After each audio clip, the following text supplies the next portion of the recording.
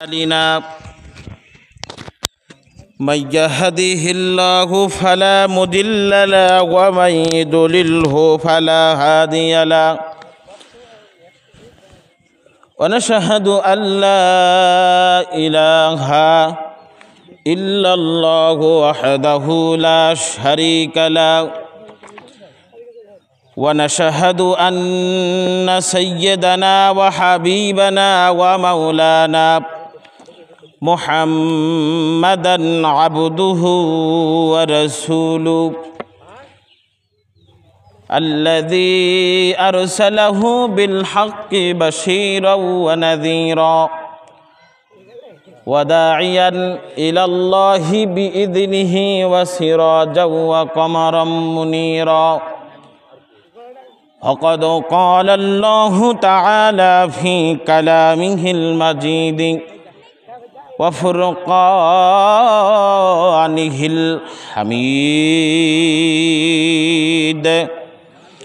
আমার সাথে তেলাওয়াত করুন আস্তে আস্তে করে আউযু বিল্লাহি মিনাশ শাইতানির রাজিম বিসমিল্লাহির রাহমানির রহিম ইয়া আইয়ুহাল্লাযীনা আমানু মাইয়ারতাদ্দা মিনকুম আন দীনিহি ফাসাউফা ইয়াতিয়াল্লাহু বিকওমিন ইউহিব্বুহুম ওয়া ইউহিব্বুনাহু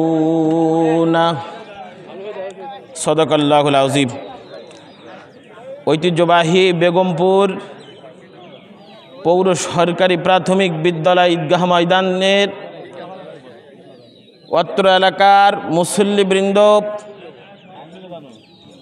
সকলকে আল্লাহ তাআলার দরবারে বেশি বেশি শুকরিয়া আদায় করুন যে আল্লাহ তাআলা আপনাকে আমাকে এই ঈদুল আজহার দিনে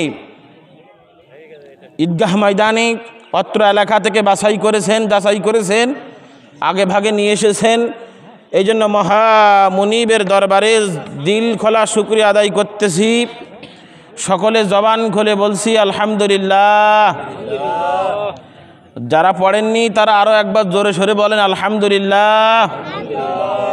দুরুদ আর সালাম পাঠাই বিশ্বনবী জনাবে মুহাম্মদুর রাসূলুল্লাহ সাল্লাল্লাহু আলাইহি ওয়াসাল্লাম। মোহতারাম হাজিরিন, যারা মাইকের আওয়াজ যতটুকু শুনতে পাচ্ছেন, যতদূর যাচ্ছেন, যারা বাড়িতে আছেন দ্রুত করে চলে আসেন, অল্প সময় বাকি আছে। তার আগে আমরা একটু খুতবার আলোচনা শুনব। আমি আপনাদের সামনে কোরআনুল কারিমের সূরাতুল মাইদার ৫৪ নম্বর আয়াত কালিমার বিশেষ কিছু অংশ তেলাওয়াত করেছি। আয়াতে কালিমার ভিতরে আল্লাহ রাব্বুল আলামিন তার মুমিন বান্দাদেরকে, ইমানদার বান্দাদেরকে ডেকে ডেকে বলছেন, হে ইমানদারেরা, তোমরা যারা ইমানের দাবি করো, তোমরা যদি মনে করো যে আমি দিন ছেড়ে দেব, ইসলাম ছেড়ে দেব, ছেড়ে দিয়ে পৃথক হয়ে চলে যাব, ইসলামী বিধি বিধান, কোরআনের আইন কানুন, রসুলের জীবন আদর্শ থেকে সরে গিয়ে অন্য কিছু মানব, দিন মানব না, তাহলে আল্লাহ তাআলার কোনো ক্ষতি হবে না, বরঞ্চ ক্ষতি তোমার হবে। এটা আল্লাহ তাআলা কোরআনুল কারিমের ভিতরে বলছেন। এই সূরাটি যে নাজিল হওয়ার প্রেক্ষাপট আছে একটা অনেক, অত্যধিক যাব না। তার ভিতরে আল্লাহ রাব্বুল আলামিন এই সূরার ভিতরে এই কথাটা উল্লেখ করে দিয়েছেন। এই সূরাটি নাজিলের প্রেক্ষাপট হলো হযরত ঈসা আলাইহিস সালাতু ওয়াস সালাম ও তার সঙ্গী সাথীদের জন্য আল্লাহ তাআলা নাজিল করেছিলেন। আল্লাহ রাব্বুল আলামিন এই কালিমার এই আয়াতের পরিপ্রেক্ষিতে একটা আয়াতে কালিমা নাজিল করে দিয়েছেন সূরাতুল হুজুরাতের ভিতরে, যে মানুষ দিন থেকে যদি সরে যায় তাহলে ক্ষতিকার।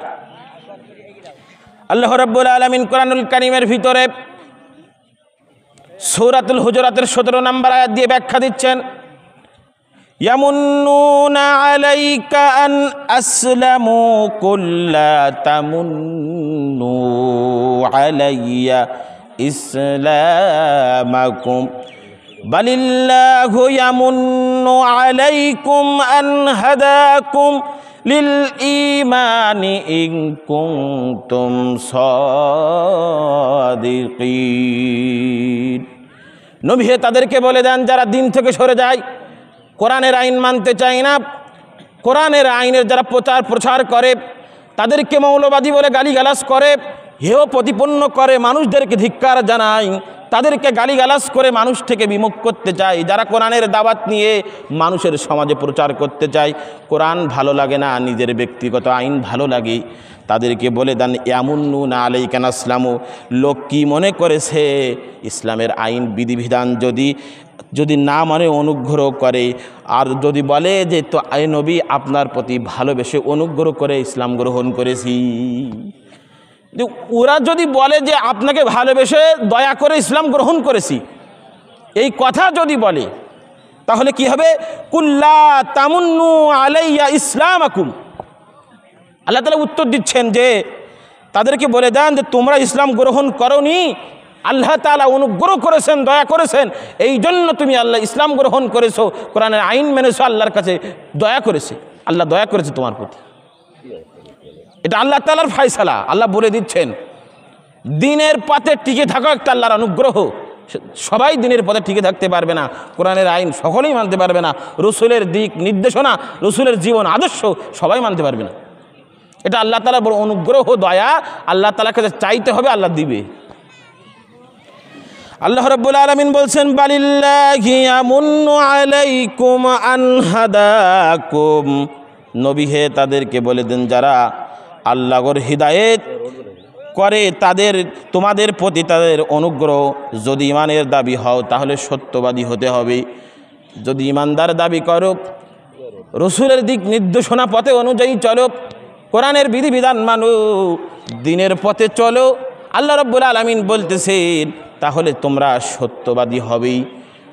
আল্লাহর প্রতি অনুগ্রহ নয়, আল্লাহ তাআলা বলতেছেন দিন থেকে যদি চলে যায়, এটা তারা চলে যাবে, এতে ইসলামের কোনো ক্ষতি হবে না। বান্দাদের মধ্যে কিছু অযোগ্য বান্দা আছে যারা মূর্খতার বশে আল্লাহ তাআলার সাথে মূর্খতার আচরণ করে দিন থেকে চলে যায়। মুসলমান নামধারী, দিন মানতে চাই না, কোরআন ভালো লাগে না। আল্লাহ রাব্বুল আলামিন তারপরে বলতেছেন ফাসাউফা ইয়াতিল্লাহু বিকৌমিন।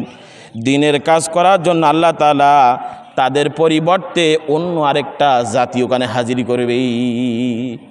অর্থাৎ যারা কোরআন মানে না, রসুলের হাদিস মানে না, জীবন পরিচালনা করে না, সমাজ পরিচালনা, রাষ্ট্র পরিচালনা করে না, মানতে চায় না, বড় বোঝা মনে করে, সেসব মানুষরা যদি না মানে, আল্লাহ তাআলা একটা কথা বলতেছেন ওইখানে আরেকটা জাতি পাঠাবো, এ জাতিদেরকে অবকাশটি দরকার হলে অন্য জাতি পাঠিয়ে আমার দিনকে, ইসলামকে বিজয়ী করব। তা আল্লাহ তাআলা ওয়াদা। আল্লাহ রাব্বুল আলামিন তারপরে আরও বলতেছেন মানুষ পাপাচারকারী কেন? আন্নামা নুমলি খায়রুল লিআনফুসিহিম ইন্নামা নুমলি লাহুম লিআজদাদু ইসমা ওয়া লাহুম আযাবুম মুহিন। সূরা আলে ইমরানের 178 নম্বরে আল্লাহ বলেন আমার দেওয়া সুযোগ, আমার দেওয়া অবকাশ, মানুষ অপরাধ করার পরে আমি তাদেরকে সুযোগ দিয়ে দেখতেছি, অবকাশ দিয়েছি। অবকাশ দেওয়ার পর তারা পাপাচার, পাপ কাজ করে অনর্গাল করে যাচ্ছে, কিছুই হয় না। আল্লাহ রাব্বুল আলামিন বলতেছেন আমি তাদেরকে একটু সুযোগ দিয়েছি দুনিয়ার পরে। তারপরে বলতেছেন ওয়ালাহুম আযাবুন আলিম, ইহকাল আর পরকাল তাদের জন্য অপমানক, কঠিন, শাস্তিদায়ক নির্ধারণ করে আমি রেখেছি। ইহকালও শান্তি হবে না, পরকালেও শান্তি পাবে না। এই আয়াত দ্বারা বোঝা গেল তাহলে আল্লাহ রাব্বুল আলামিন তার বলবেছে ইন তাগফিরু ওয়া ইউআযিবুকুম আযাবান আলিমা ওয়া ইয়াস্তাবদিল কওমান গায়রাকুম ওয়ালা তাদুররু শাইআ ওয়াল্লাহু আলা কুল্লি শাইইন কাদির। যদি তোমরা জিহাদে না বাহির হয় এবং কঠিন পীড়াদায়ক শাস্তি এবং তোমাদের স্থলে অপর কওমকে আমি পাঠাবো। মুসলমান ভাইরে গভীর মনোযোগ, যারা মাইকের আওয়াজ শুনতেছেন দ্রুত আসেন, 5 মিনিট টাইম আছে।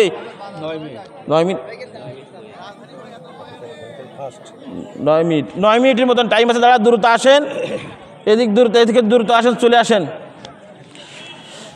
আল্লাহ রাব্বুল আলামিন তারপরে আয়াতের ব্যাখ্যায় বলতেছেন, আর আপনাদের একটা আবেদন হলো লাইন সোজা করে বসবেন, হানে একজন বসবেন না, এটা খারাপ দেখা যায়।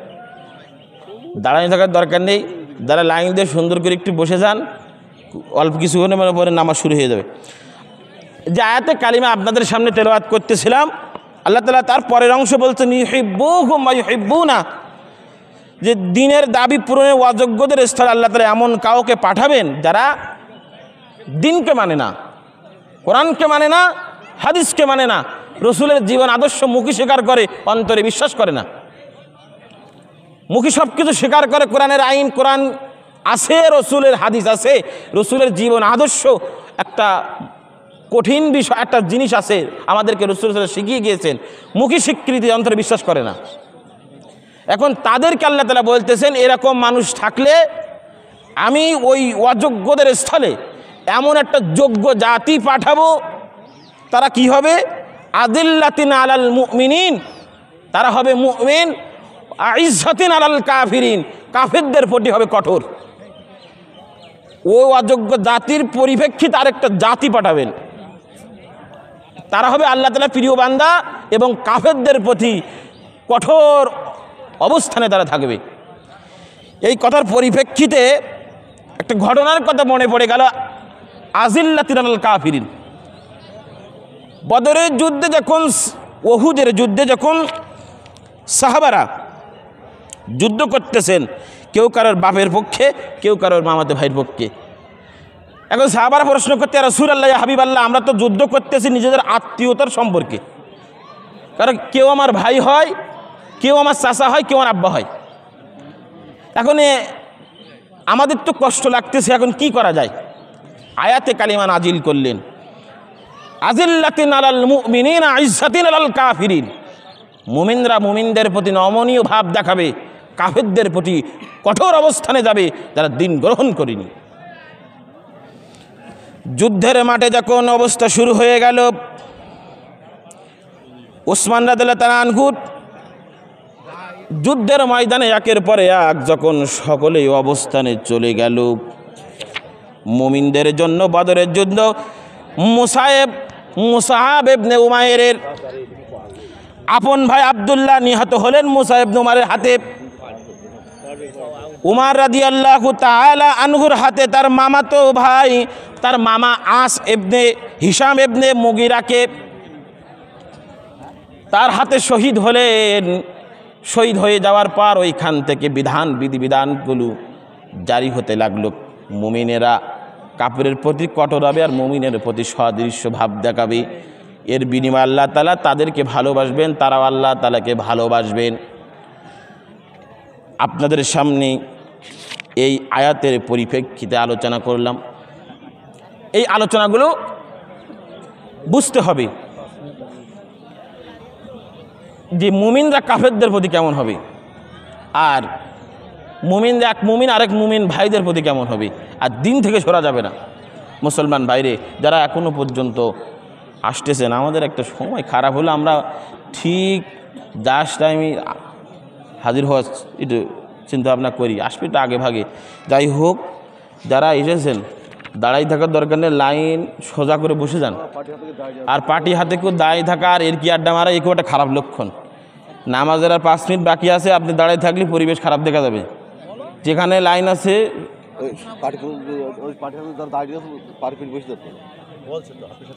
পার্টি বসে সুন্দর করে বসে যান, সুন্দর করে বসে যান। ওই কর্নারে কারা দাঁড়ায় আছে, তোমরা তো বসে পড়ো, 4 মিনিট বাকি আছে।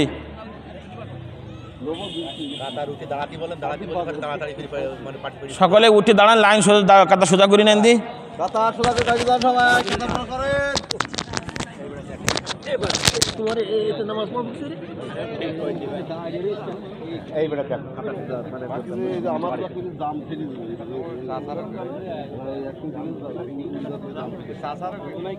আমার